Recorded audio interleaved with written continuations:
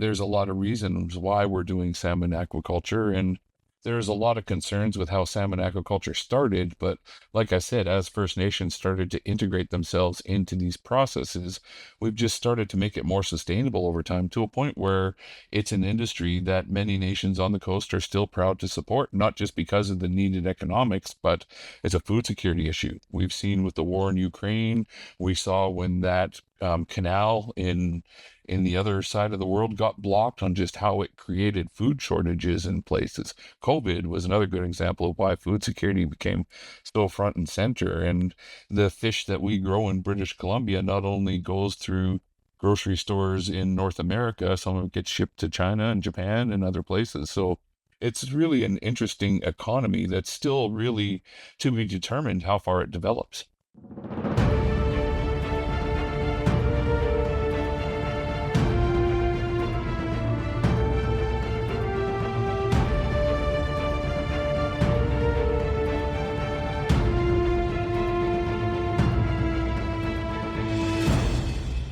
Hello, everybody. My name is Ken Coates. I'm a senior fellow with the Macdonald-Laurier Institute.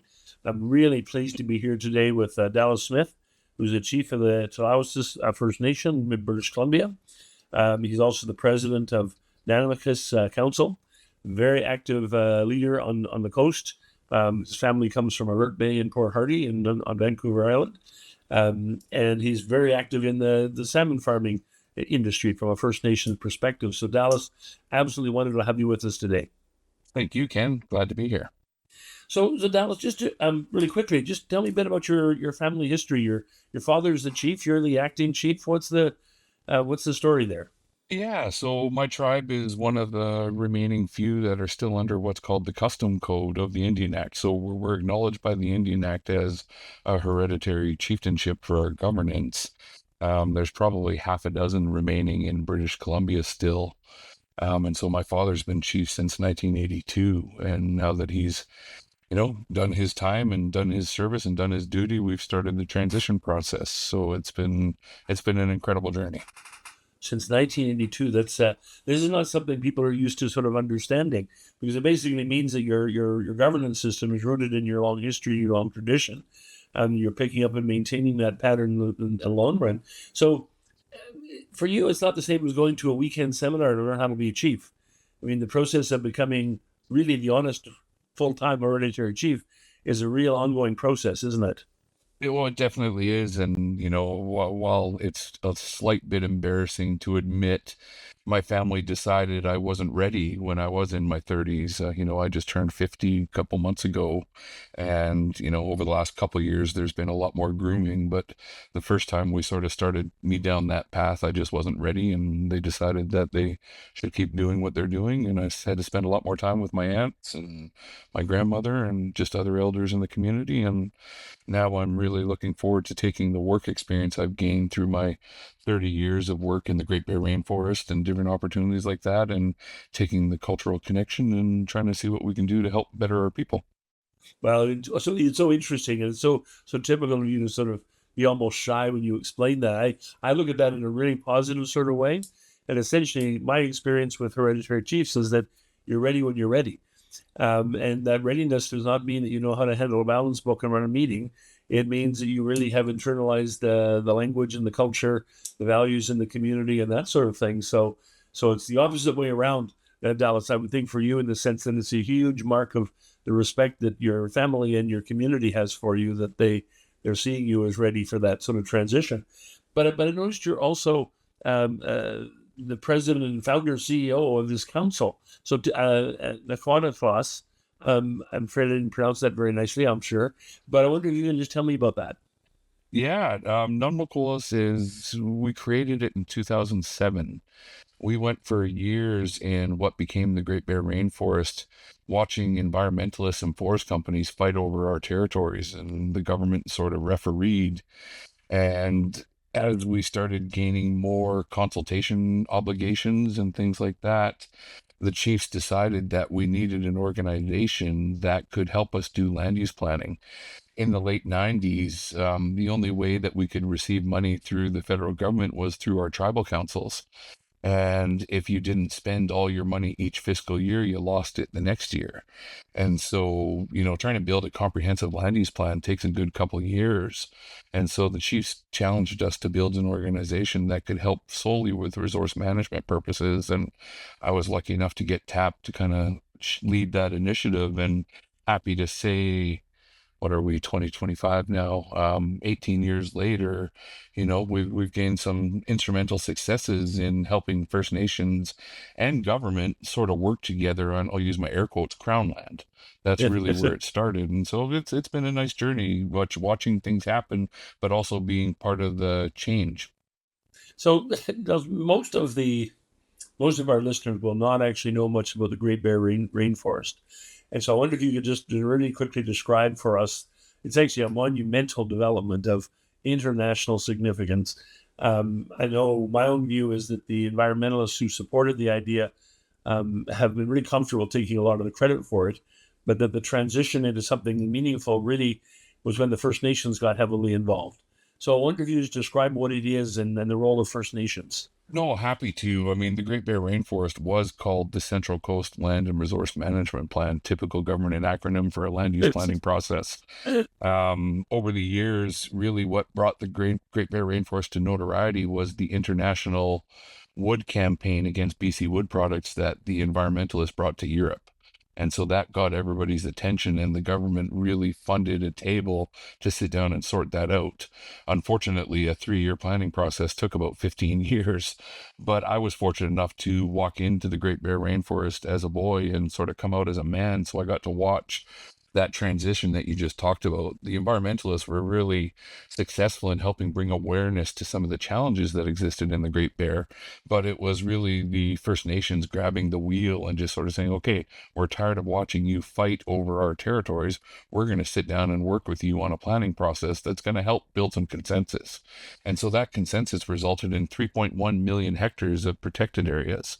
It resulted in $120 million economic development fund that was conservation based. And so we were able to really find the best of all the needs of each of the parties at the table, and it's grown in its significance. The Great Bear Rainforest is really one of the birthplaces of reconciliation in British Columbia, just because it had the attention of government and industry and places like that to work out some of those problems that we're still facing. But at least we have a bit of a roadmap thanks to the Great Bear. So I always find this time, I've been up there quite a few times, and been through on the ferries, been through on the boats when they come to, been up north a lot, particularly around Kitimat and the very top end of the Great Bear sort of zone. Again, very few people get a chance to go there. And I find that really interesting, because in one sense I want everybody to go there, and on the other hand I don't want them to go, because its brilliance lies in the fact that people don't go there. But, you start talking about numbers of hectares and everything like that, but there's something much more magical about the Great Bear Rainforest than just the space, and even the reconciliation is fantastic, but there's something special going on there. I wonder if you can your thoughts on that. Definitely. It's the last intact it's the last intact temperate rainforest in North America. So the old growth values that have been managed with the forest development with second growth harvesting has really created an environmental and ecological gem, but also just the industrial history of not only the First Nations, but some of the settling areas of Prince Rupert and Namu and Port Hardy really have been captured in what the Great Bear Rainforest was trying to achieve and trying to make it, just better for everybody. The 3 pillars of the Great Bear Rainforest are ecological integrity, economic well-being, and human well-being. And so we've been able to find that balance, that 3-legged stool sort of thing. And that's not only helped the ecology and the economy, but it's just helped the region stay pure, I guess, while it still has some significant economic opportunities, like one of the ones I believe we're going to talk about a little bit today. Yeah, we will for sure. And to get there in one quick second. No, apologies for going around that way, but No this worries. is really, really important to everybody to understand the kind of magical nature of this. Because if you talk to people about the Great Bear Rainforest, if they know about it, they will say, basically, that's British Columbia's completely cut off area. It's completely reserved. Nobody else can go there. It's all restricted for ecological purposes. And yet, every time I talk to the First Nation there, they say, actually, this is our homeland. We harvest the trees. We fish the waters. We collect supplies from the area. Right. This is a living place. It isn't just Fully functioning area. Fully functioning area. I think that's one of the neat things as the dust is settled, the way of life that the people on the coast, both native and non-native communities, still exists. While we've achieved the protection, we've achieved that balance of economy that's so important. And it's really, until you step back, you don't really get to understand how far and how progressed we've made it the same. I know that sounds a little bit contradictory, but it's sort of the same as it was as it came in, but now we can do it in perpetuity. And I think that's the interesting piece about this. This is not frozen in time. It's changing over time. I noticed that the one thing I saw the most of when I've been up there is that the fishing industry, the recreational fishing industry has always been very active. Commercial fishing is very active. The commercial fishery has not quite disappeared, but it's getting much, much smaller. The recreational fishing industry is getting bigger, but also that the First Nations are taking over many of those resorts and lodges.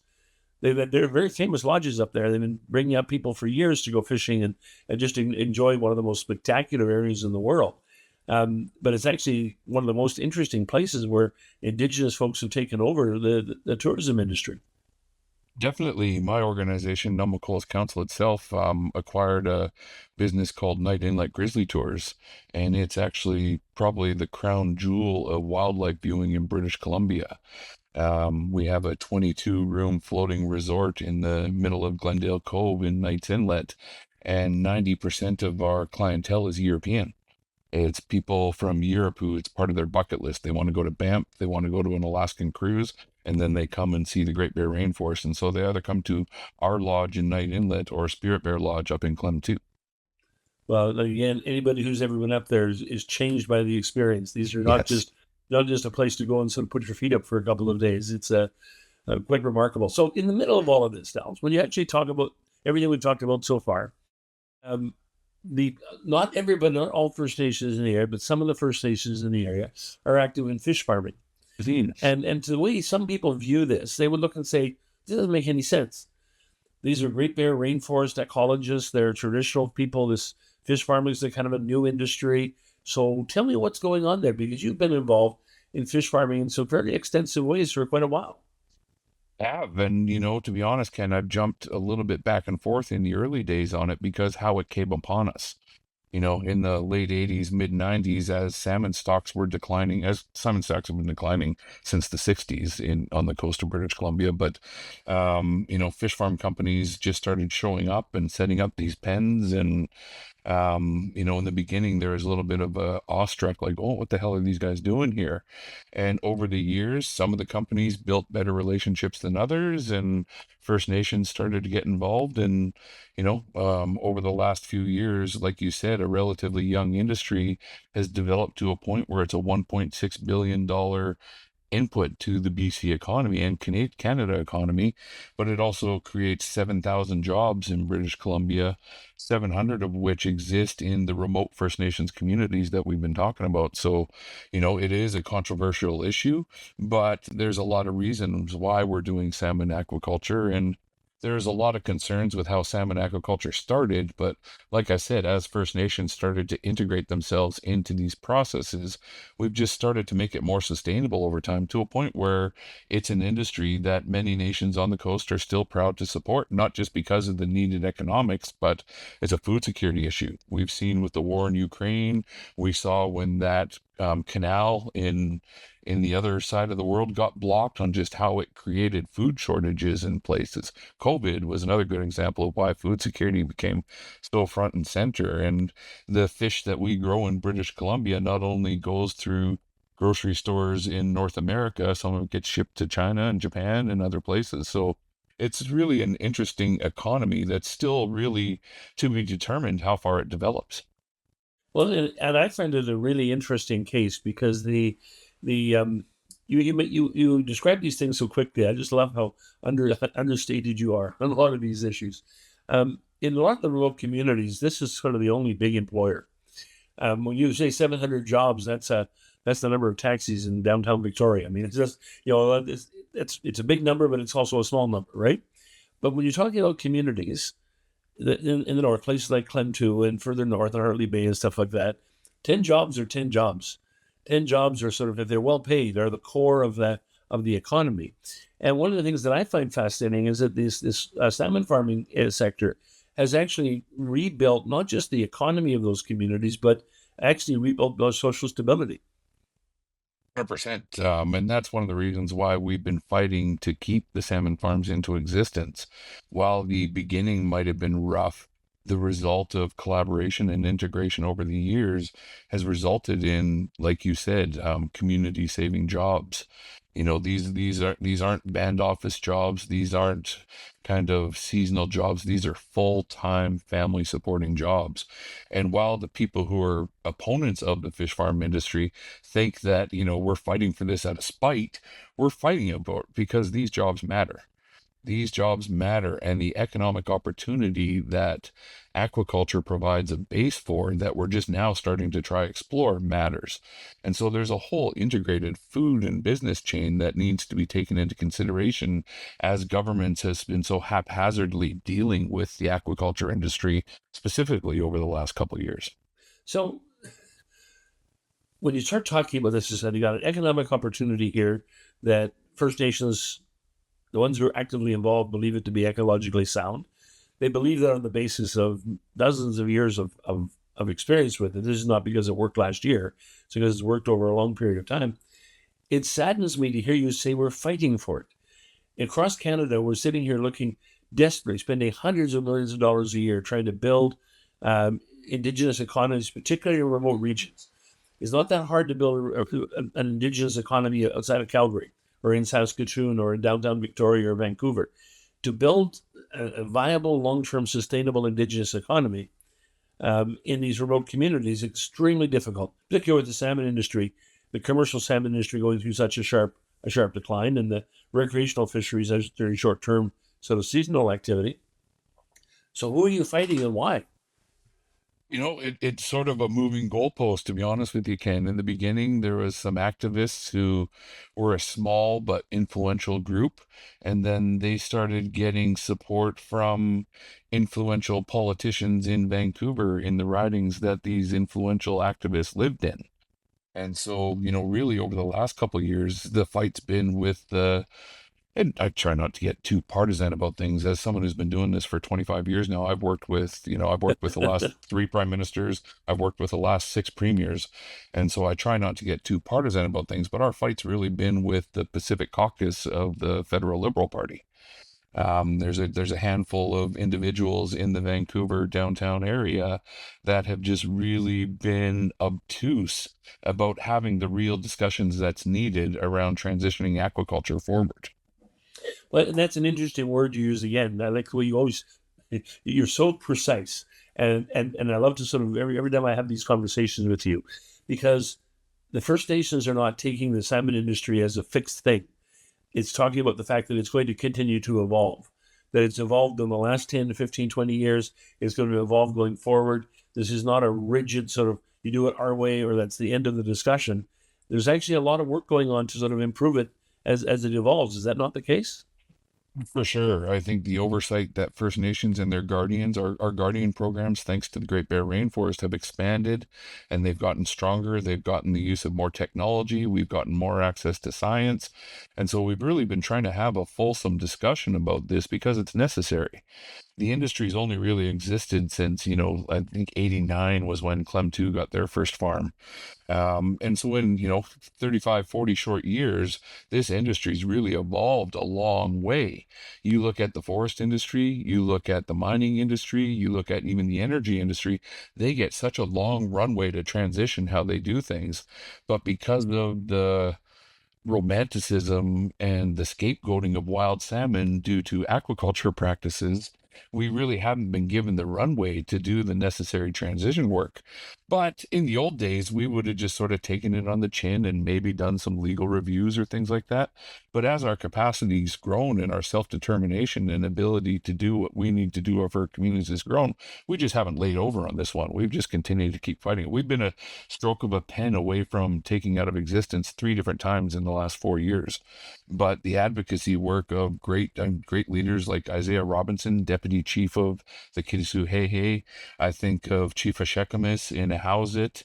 It's been a real honor to help lead some of those leaders and just making people understand why this is important and what do we need to do to continue to go forward.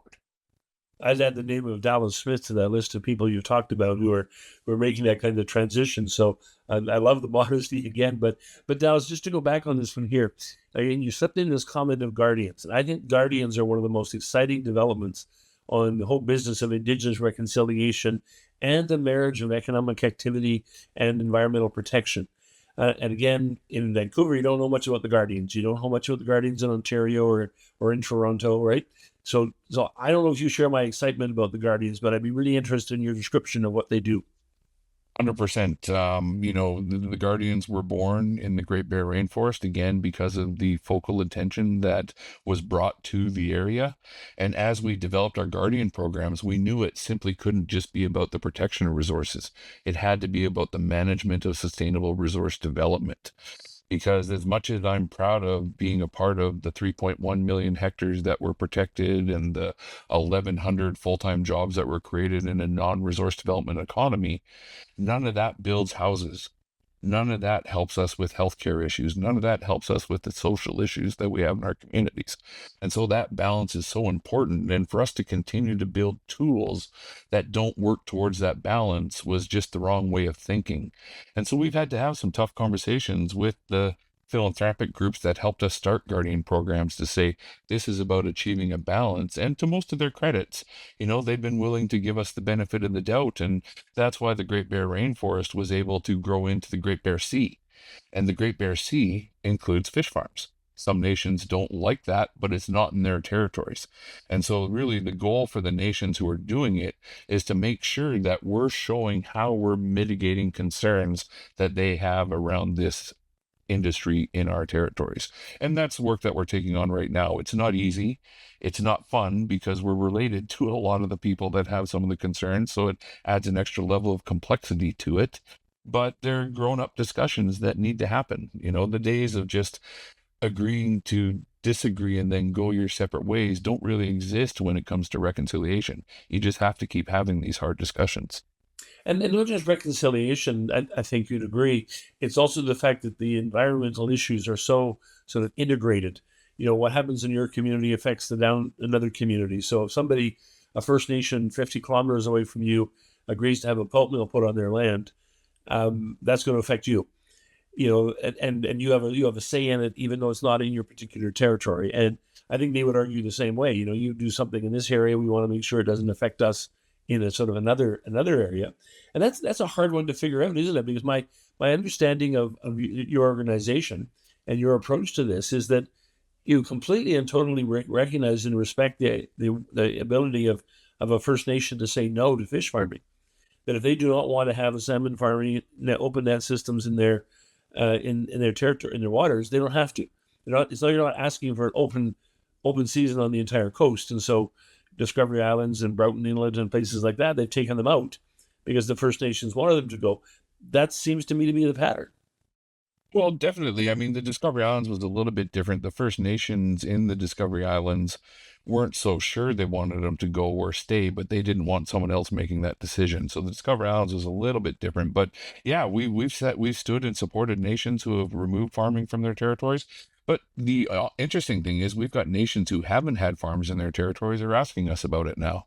There's some nations on the West Coast. There's some other nations on the Central Coast who are sort of saying, what are the opportunities? You guys are fighting for this for a reason. Why are you still doing this? What are we not seeing that you're seeing? And so that's been one of the good things of us coming together as a coalition to sort of fight the policy issues around aquaculture. But as you were talking about, we all have concerns about things in each other's territories that might impact our territories. We use TMX as an example.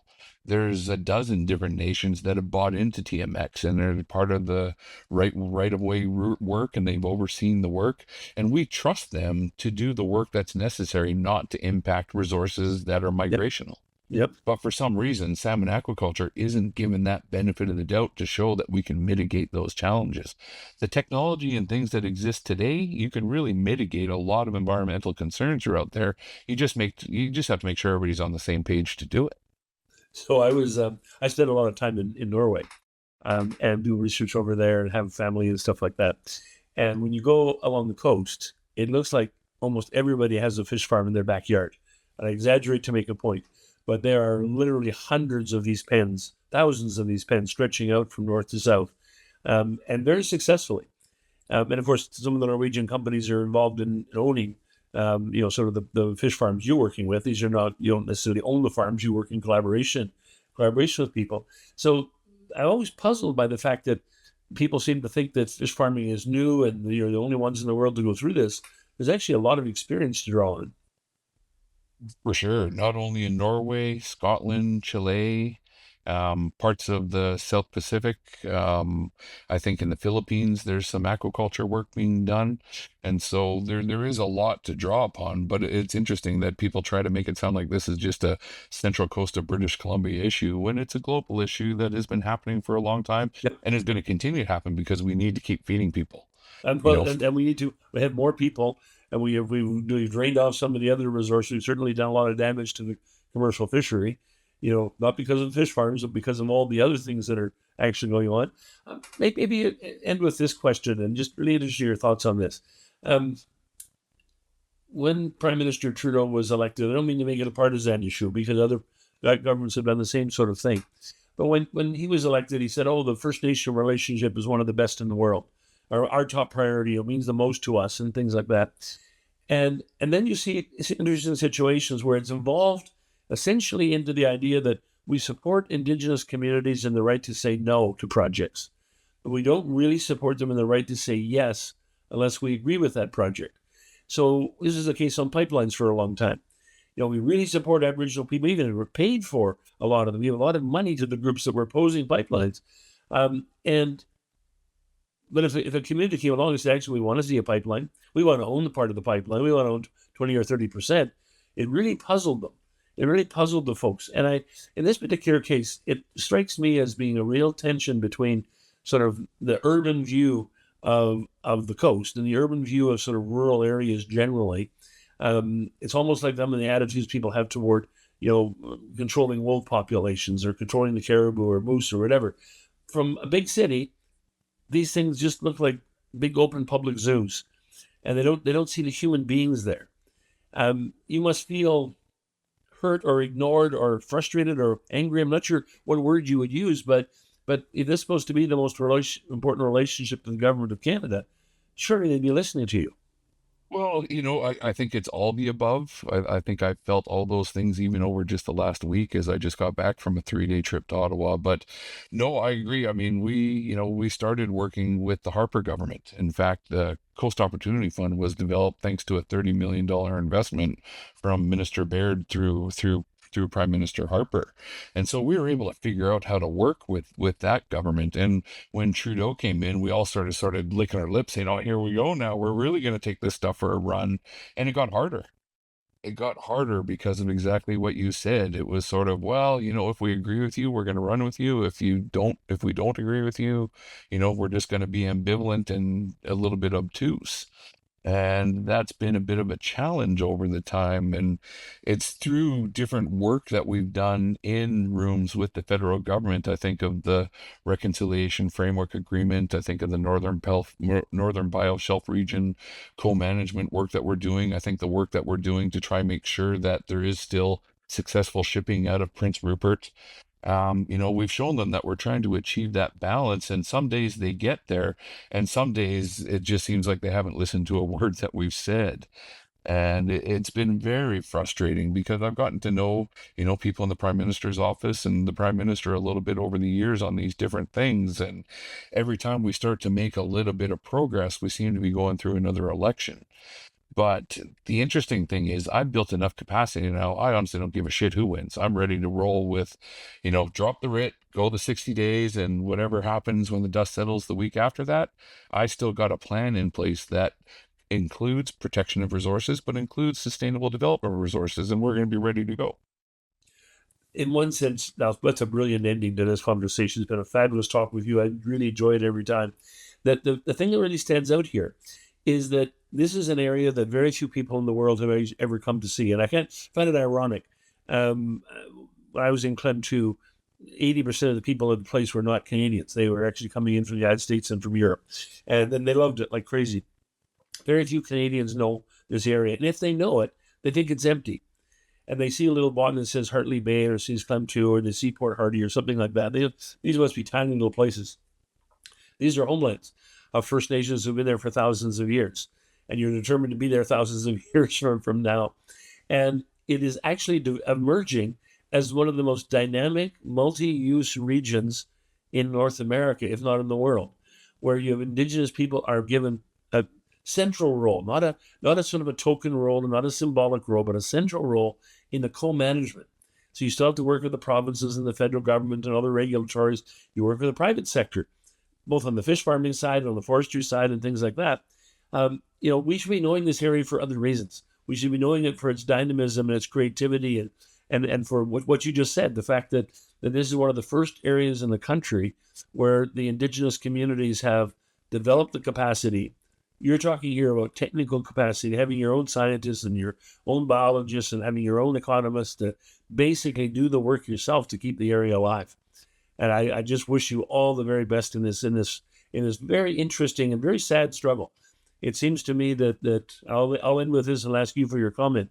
That what happens is that in Canada, we've not just in this sector, we've allowed and I love the activists. When you talk to the wild salmon folks, they're passionate people. They care about the salmon. They care about the area. They're not bad people. They're not evil, malicious people. They have a very narrow view of the world. They're fixated on old growth forests and they're fixated on salmon. But you got to love them. They forced us to do things like the Great Bear Rainforest. So they played a huge role. But it seems to me that too often our governments default their policy making to that group because they're afraid of sort of running against them or being seen as being anti-activist or whatever. Your thoughts on that observation? 100%. The activists really helped us pick up our game to make us who we are, to bring that self-determination forward. And as we've actually gotten into implementing the solutions, the activists haven't been involved in any of that. They've moved on to the next cause. I don't want to say it's a locust mentality because I have too much respect for them, for some of them individually for that. But that's just it at the end of the day is, the people who are going to live, work, and play in the area need to be part of the solutions. And while the activists have brought recognition to it, it's going to be up to the people who live there. I mean, I guess I'd leave this discussion in this whole area is represented. It's, probably 9 million hectares of territory is represented in 3 ridings. Vancouver has 12 ridings in it. And so that just shows the economy of scale that we're dealing with when it comes to the governance of this place. Someday, Dallas will figure out a way to get a lot of those people from Vancouver up to the coast to see the communities and spend a couple of days there. They'll understand. They'll stop seeing this as an abstraction or a dot on the map or a salmon in a video, and they'll see it as a living, breathing, Indigenous environment with real strength and real connections to the broader economy. So I wish you well in your work. I thank you very much for this fantastic podcast. I really enjoyed talking to you, and I hope we'll do it again. Thanks, Dallas. Appreciate it. Take it easy. Take care. Yeah, Tesla.